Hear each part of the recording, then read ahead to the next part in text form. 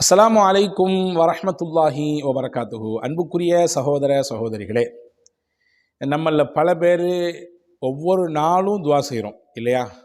நம்ம தேவைக்காண்டி துவா செய்கிறோம், நம்முடைய கவலைகளை சொல்கிறதுக்காக வேண்டி அல்லாட்ட துவா செய்கிறோம், நம்முடைய கஷ்டங்கள் நீங்கிறதுக்காக வேண்டி, நெருக்கடிகள் நீங்கிறதுக்காக வேண்டி, கடன் தொந்தரவுலேருந்து சீக்கிரமாக வெளியே வரணுன்றதுக்காக வேண்டி, வட்டியினுடைய கோரப்பிடியில் சிக்கியிருக்கிறேன் அதுலேருந்து சீக்கிரமாக ரிலீஸ் ஆகி வந்துடணும் அப்படின்றதுக்காக வேண்டி, பிள்ளைகளின் படிப்புக்காக வேண்டி, பிள்ளைகளின் திருமணத்திற்காக வேண்டி, நல்ல வேலை வாய்ப்புக்காக வேண்டி, இப்படி அடுக்கிக்கிட்டே போகலாம். நிறைய விஷயத்துக்காக நம்ம அல்லாட்ட ஒவ்வொரு நாளும் துவா செய்கிறோம். இப்போ ஒரு கேள்வி, துவா செய்கிறோம், எங்களுக்கு ஏதாவது ஒரு சின்ன ஆறுதல் கிடைக்கணும். இந்த வார்த்தையை சொல்லி நம்ம கேட்டிருக்கோம், நிச்சயமாக நம்முடைய துவா அல்லாஹ் கபூல் செய்வான், நிச்சயமாக அந்த துவாவுக்கு பதில் கொடுப்பான் அப்படின்ற ஆறுதல் எங்களுக்கு கிடைக்கணும். அப்படியான ஏதாவது சில விஷயங்களை நீங்கள் சொல்லுங்களேன் அப்படின்ற மாதிரியான கேள்வி நம்மளில் பல பேருக்கு இருக்குது. அதற்கு மிகச்சிறந்த அருமருந்தாக இன்றைய செய்தி உங்களுக்கு அது பயனுள்ளதாக இருக்கும் என்று நான் நம்புகிறேன்.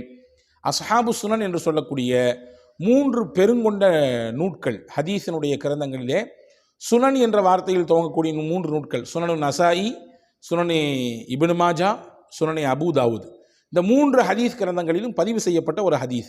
சையதுனா அனஸ் இப்னு மாலிக் ரலியல்லாஹு தஆலா அன்ஹுவர்கள் இந்த ஹதீஸ் அறிவிப்பு செய்கிறாங்க. இந்த ஹதீஸினுடைய தொடரை நான் அப்படியே வாசிக்கிறேன். எவ்வளவு அழகான ஒரு ஆறுதலான விஷயம் நமக்கு இந்த ஹதீஸில் கிடைக்குதுன்னு நீங்கள் பாருங்கள். நிச்சயமாக கடைசி வரை இந்த காணொலியை பாருங்கள், மிகச்சிறந்த பலன் உங்களுக்கு கிடைக்கும் என்று நான் நம்புகிறேன். அன்பான சகோதரர்களே, அருமை தாய்மார்களே, சகோதரிகளே, ஹஸரத் அனஸ் இப்னு மாலிக் ரலியல்லாஹு சொல்கிறாங்க, நாங்கள் ரசூல் ஸல்லல்லாஹு அலைஹி வஸல்லமோட சஹாபாக்கள் எல்லாம் சேர்ந்து மஸ்ஜித் நபியில் உட்கார்ந்துருந்தோம். அப்படி உட்கார்ந்துருக்கும் பொழுது ஒருத்தர் தொழுகைக்கு வந்தவர் தக்பீர் கட்டி தொழுதார். தொழுது கியாமில் நின்னார், ருக்கு செஞ்சார், சஜிதா செஞ்சார், மறுபடியும் 2வது ரக்காயத்துக்கு வந்தார். அவர் எவ்வளோ நேரம் தொழ வேண்டுமோ தொழுது முடித்தார். முடித்ததற்கு பிறகு கையேந்தி துவா செய்தார். அவர் கேட்கக்கூடிய அந்த சத்தம், துவாவின் சத்தம் எங்கள் காதுகளில் கேட்டுச்சு. ரொம்ப சத்தமாக துவா செய்யாட்டியும் கூட அவர் முணுமுணுப்பார்ல, அந்த வார்த்தைகளை ஓரளவுக்கு நாங்கள் எல்லாருமே கேதர் பண்ணோம். அதை எங்களால் உள்வாங்க முடிஞ்சு, ஏற்றுக்க முடிஞ்சு.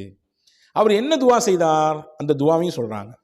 அந்த துவாவுக்கு பின்னால் ரசூல் ஸல்லல்லாஹு அலைஹி வஸல்லம் எங்களை பார்த்து திரும்பி கேட்டாங்க, ததுரூன பிமா தஆ பிஹி, இதோ உட்கார்ந்துருக்கிறாரே, வந்தாரே தொழுகைக்கு, இவர் தொழுது முடித்துட்டு என்ன துவா ஓதுனார்னு உங்களுக்கு தெரியுமா அப்படின்னு கேட்டாங்க. இப்போ நாங்கள் சொன்னோம், அல்லாஹு ரசூலுஹு ஆலம், யா ரசூலுல்லாஹ், எங்களுக்கு என்ன தெரியும், அவர் எந்த மாதிரியான வார்த்தைகளை கொண்டு துவா செஞ்சுருக்காரு, எவ்வளோ பவர்ஃபுல்லான துவாங்கிறது எங்களுக்கு தெரியாத, அல்லாஹ்வுக்கும் ரசூலுக்கு தானே தெரியும் அப்படின்னு நாங்கள் சொன்னோம்.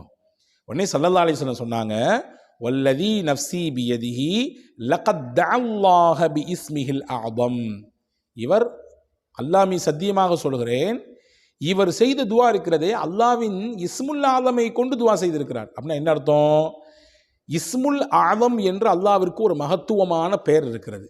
அந்த பெயரை நாம் நம்முடைய துவாக்களிலே இணைத்து கொண்டால், அதை ஜாயின் பண்ணிக்கிட்டோம்னு சொன்னால், நம்முடைய துவா அல்லாஹ் கபூல் செய்யக்கூடிய துவா ஆயிரும். ரசூல் சொல்லிட்டு சொன்னாங்க, எந்த இஸ்மை கொண்டு, எந்த இஸ்முல் ஆலமை கொண்டு ஒருத்தர் துவா செய்தால் அல்லாஹ் அங்கீகரிப்பானோ, அந்த இஸ்முல் ஆலமை சொல்லி தான் இவர் துவா செய்திருக்கிறார்.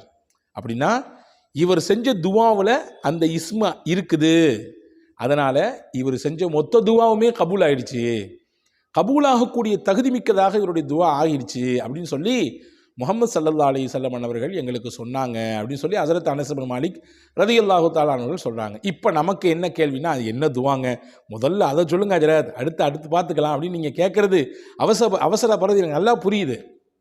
சொல்கிறேன் கேளுங்க. ரசூலுல்லாஹி ஸல்லல்லாஹு அலைஹி வஸல்லம் அன்னவர்களுக்கு முன்னால், சஹாபாக்களுக்கு முன்னால் அந்த சஹாபி ஓதிய துவா என்ன, இதுதான் இன்றைக்கான செய்தி. இதை நம்முடைய துவாக்களிலே இணைத்து கொள்ளும் பொழுது நாம் தமிழில் துவா செய்யலாம், உருதுவில் துவா செய்யலாம், ஆங்கிலத்திலே துவா செய்யலாம், அல்லது நமக்கு தெரிஞ்ச பாஷையிலே, தெரிந்த மொழியிலே, தெரிந்த அமைப்பிலே நாம் துவா செய்யலாம். இந்த துவாவை மட்டும் நீங்கள் அதை சேர்த்துங்க, ஆட் பண்ணிங்க. சேர்த்துக்கிட்டு உங்களுடைய எல்லா துவாவையும் கேளுங்க. இன்ஷா அல்லாஹ், அல்லாஹ்வின் நாட்டப்படி ரசூல் ஸல்லல்லாஹு அலைஹி வஸல்லம் இந்த ஹதீஸினுடைய அறிவிப்பின் பிரகாரம் நிச்சயம் நம்முடைய துவாக்களும் அங்கீகாரம் பெற்ற துவாவாக மாறும். குறிப்பாக வரக்கூடிய ரமதானிலே அதிகமாக துவா செய்ய வேண்டும். அதில் இந்த துவாவை நீங்கள் இணைத்துக் கொள்ள வேண்டும். என்ன துவா அது? அவர் கேட்கிறார், அல்லாஹும்ம இன்னி அஸ்அலுக்க பி அன்ன லக்கல் ஹம்த். நான் இந்த துவாவை ஃபுல்லாக சொல்லி முடிச்சுட்டு அடுத்தது சொல்கிறேன். அல்லாஹும்ம இன்னி அஸ்அலுக்க பி அன்ன லக்கல் ஹம்த் லா இலாஹ இல்லா அன்த அல் மன்னான் பதீஉஸ் ஸமாவாதி வல் அர்து யா தல் ஜலாலி வல் இக்ராம் யா ஹய்யு யா கையூம். இதுதான் அந்த துவா. மறுபடியும் சொல்கிறேன். அல்லாஹும்ம இன்னி அஸ்அலுக பி அன்ன லக்கல் ஹம்த் லா இலாஹ இல்லா அன்த அல் மன்னான் பதீஉ ஸமாவாதி வல் அர்து யா தல் ஜலாலி வல் இக்ராம் யா ஹய்யு யா கையூம். இந்த துவாவை தான் ரசூலுல்லாவே திரும்பி பார்க்க வச்சது. இந்த துவா எந்த அளவுனா சஹாபாக்கள்கிட்ட கேட்குறாங்க, எப்படிப்பட்ட துவா ஓதிருக்காரு தெரியுமா அவரு? அல்லாவே திரும்பி பார்க்குற துவா இது. அல்லாவுடைய திருநாமங்கள் இஸ்முல்லாதம் என்று சொல்லக்கூடிய அந்த மகத்தான திருநாமம் இந்த துவாவில் இடம்பெற்றிருக்குது. எந்த இஸ்மை கொண்டு துவா செய்தால் அல்லாஹ் ஏற்றுக்கொள்வானோ அந்த இஸ்மு இதில் இருக்குது அப்படின்னு ரசூலுல்லாஹ் சொன்னாங்க. அதுதான் இந்த துவா. நசாயிலே வந்திருக்கிறது, இப்னு மாஜாவில் வந்திருக்கிறது, அபூதாவுல இந்த ஹதீஸ் வந்திருக்கிறது. சரி, இப்போ அர்த்தத்தை பார்ப்போம். என்ன? யா அல்லாஹ், உன்னிடத்தில் நான் கேட்கிறேன், பி அன்னலக்கல் ஹம்து, உனக்குத்தான் எல்லா புகழும், லா இலாஹ இல்லா அன்த, உன்னை தவிர உலகத்திலே வணங்குவதற்கு தகுதியானவன் யாருமே இல்லை, அல் மன்னான், நீ யாரு? மிகப்பெரிய உபகாரி, பதீஉ ஸமாவாதி வல் அர்து, வானபூமிகளை முன்மாதிரி இல்லாமல் படைத்தவன். வானத்தையும் பூமியும் அல்லாஹ் தான் படைச்சான். அதுக்கு ஏதாவது முன்மாதிரி இருக்குதா? எந்த முன்மாதிரி இல்லாமல் அல்லாஹ் படைச்சான். யா தல் ஜலாலி வல் இக்ராம், கண்ணியத்திற்கும் மகத்துவத்திற்கும் உரியவனே, யா ஹய்யு யா கையூம், நித்திய ஜீவனே, நிலைத்திருப்பவனே. இதுதான் அந்த துவாவினுடைய பொருள்.